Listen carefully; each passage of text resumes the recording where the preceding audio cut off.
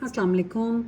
So we're going to discuss why is it significant that the Quraysh was still willing to keep their belongings with the Prophet after he started to preach Islam. Now, it is important that the Qurayshi was still willing to give their imanats, their belongings to the Prophet after he started to preach Islam.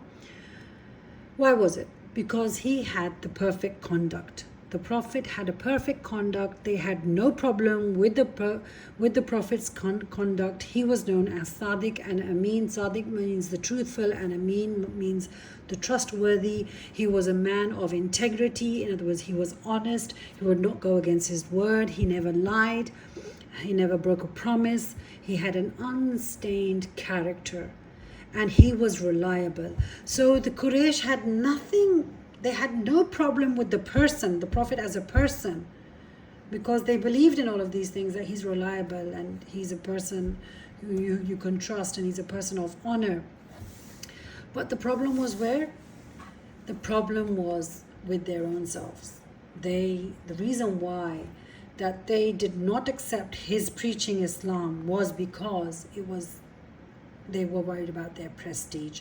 They would lose their prestige if they followed, this new religion or adopted a new religion brought by the Prophet Muhammad sallallahu alaihi wasallam. They didn't want to lose their, they were warlords, they were tribal chiefs, they were custodians of the Kaaba, and people used to come and bring many gifts for the idols that were present in the Kaaba and the idols present on the Safa and Marwa. They wouldn't want to lose their prestige in any way. They didn't want to revoke the religion of their forefathers. So that is the reason why they objected to the preaching of the Prophet ﷺ, because they objected to the concepts that the Prophet preached. The oneness of Allah, they were not willing to accept that, although they claimed that they were on the religion of Ibrahim.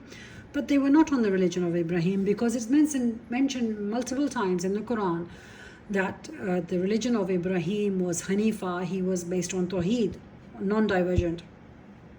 Now they had multiple gods, and people used to bring in multiple gifts for different gods.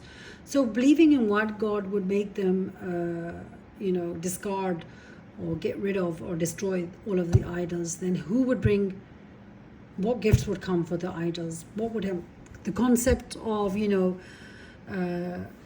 giving daughters inheritance, or giving respect to the women, that was also difficultly dealt. For them, a woman was a commodity or something that you could use, so giving respect to women was also not acceptable to them.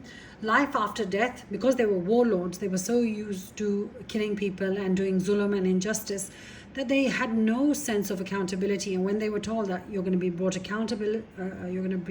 accountability, they were not willing to agree it, because if they agreed to that, then they would have to stop all the zulm and the bloodshed that they would do, because due to the fact that they would be asked about it in the next life. And the reason why they objected to the Prophet's preachings is they had vested interests. Vested interests, of course, custodians of the Kaaba. Many people used to bring gold ornaments and everything, for the idols. So they had different vested interests as to why they would not, they didn't want to lose their tribal superiority and their superiority based on the idols that they have in Mecca. They were not willing to compromise. They were not willing to compromise. They had no compromise when it came to religion or their forefathers' religion or changing their ways. They were not willing to compromise at all. Thank you.